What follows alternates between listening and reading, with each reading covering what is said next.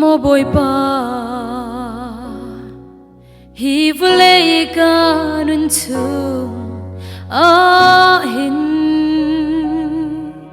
kanun ning na karwa than to ni thiên lim nak dây ka nghe loi namaya thật nak chim ding ka nghe lo đốt na ki na khat mi bo na kan đốt tu kruangi mi sual thi ding mi chiam na kan châu hi a sung loi tu ke na kan đốt nang sung chu thang that la kin na lang te mi sual bi ka si leo zong i a ka do tu puri pur mi cha din na lung dong mi cha ro chan na cao liêu mi na cha a din na đột nak pathian nong na si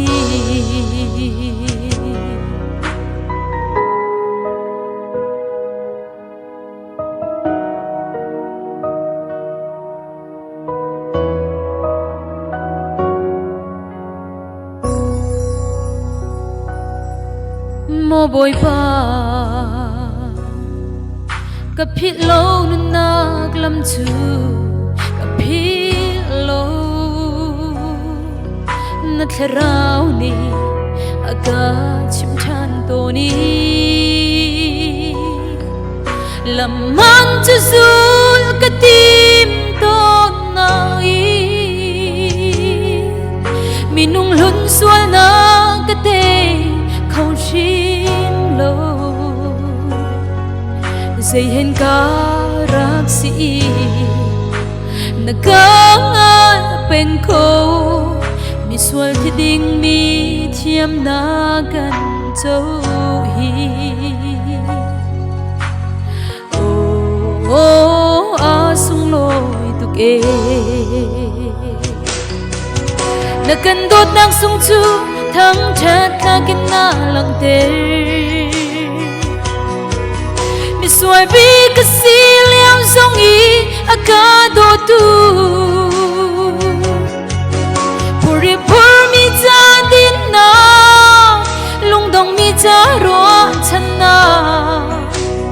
cao liêu mi na cha a din na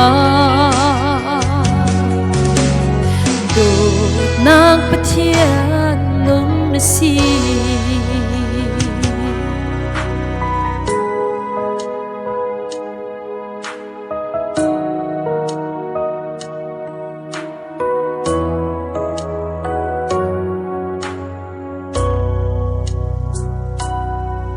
mô bồi ba ka phit lo nak lam chu ka phit lo na tharau ni aga chim than to ni lam man chu zul ka tim to nai minung lun sual na ka te không chim lo dây hen ca rak si na ka pen ko mi sual thi ding mi thiam na kan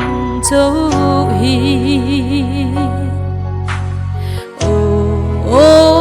a sung loi tu ke na kan đốt nang sung chu thang that la kin na lang te mi sual bi ka si leo zong i a ka do tu puri pur mi cha din na lung dong mi cha ro chan na cao liêu mi na cha a din na